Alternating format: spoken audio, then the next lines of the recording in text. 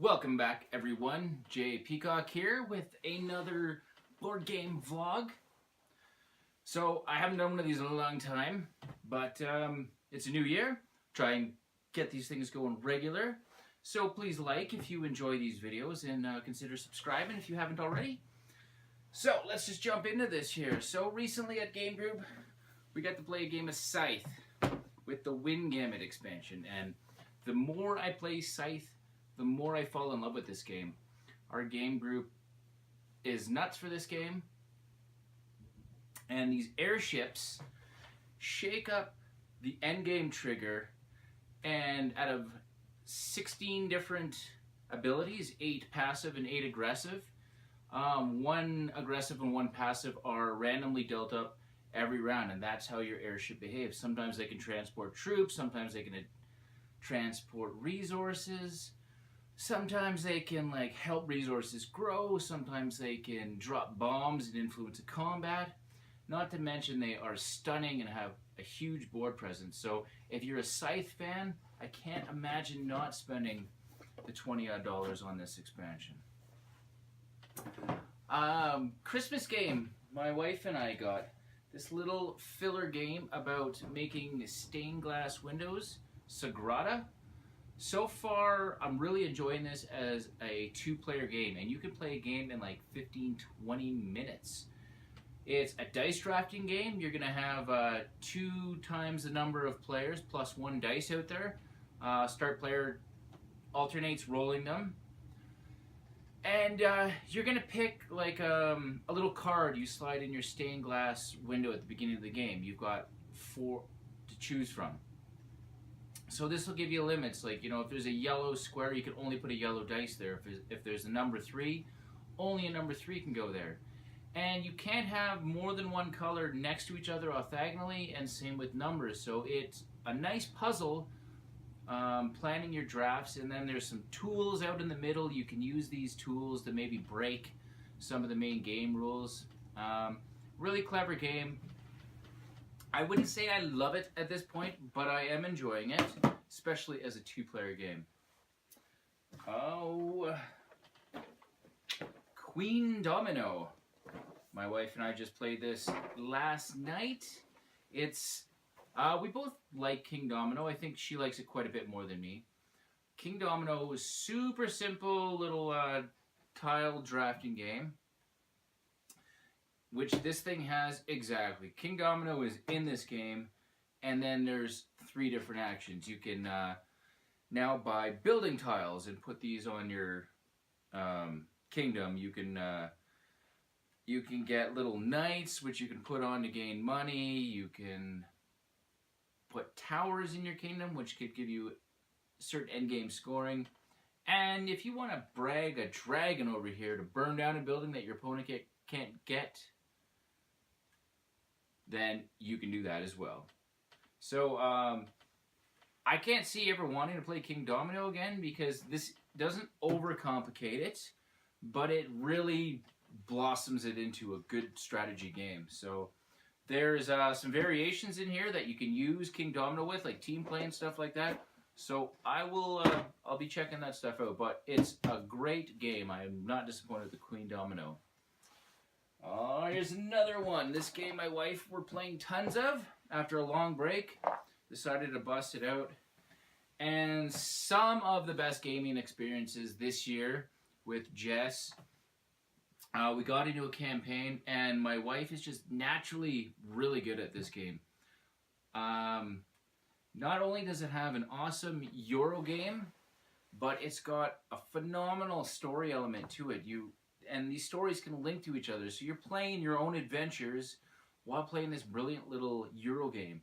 There's a campaign game where you just play through the different maps, and that can be replayed several times because not all the stories are going to be the same. You kind of randomize which stories are at the beginning of each scenario.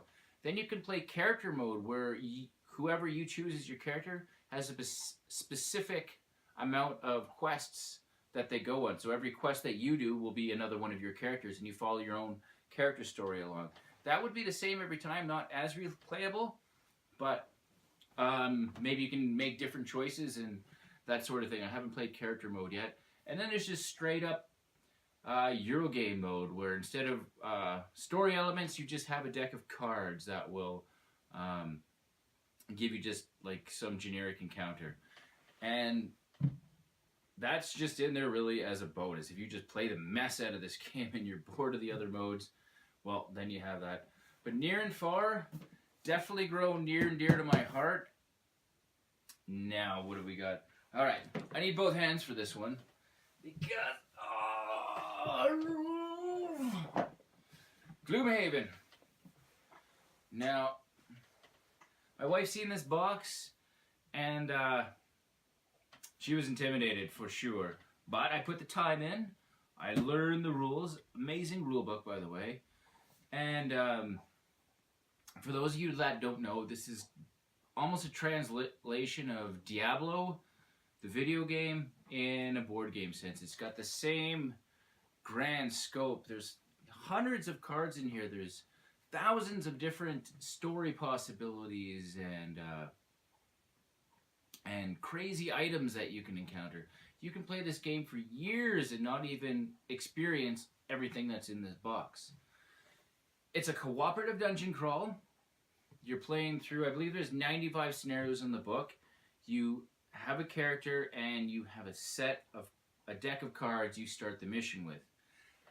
As you start playing cards, they end up going into your discard pile. And when you want to bring your discard pile back to your hand, you have to permanently remove one of your 10 cards from the game. So that card is less. So the longer the game goes on, the less options there are. It's really puzzly, but in the best sense of the word. And the fact that my wife fell in love with this is a bonus, because this is a game I want to play lots of. I can't wait to go further in, and this might even be Jess's all-time favorite game. Definitely her favorite of the year. One of my all-time favorite games as well. Gloomhaven. 23 pounds of awesomeness. Now, I thought I would show you guys some new games I got that I'm going to be playing soon and talking about. We've got Cave Troll. Kind of a little area control game from Fantasy Flight. This thing might be going out of print, but I'm looking forward to giving it a go. It always looked interesting. Dinosaur Island. I am pumped about this worker placement game. It's got the exact same theme as Jurassic Park, where you're building your own dinosaur theme park. You've got visitors coming in. You're getting the DNA to make different types of dinosaurs. You're hoping you can keep the security in your park to stop people from getting eaten. And you just want to have the best park. I read the rules of this already. Played a game with my 8-year-old, and I'm in love so far. Fallout, the board game. Just started getting into Fallout 4, the video game, so I'm into the theme. I played this one solo already. I've got plenty to say about it so far. You can expect to hear more about this on the next vlog.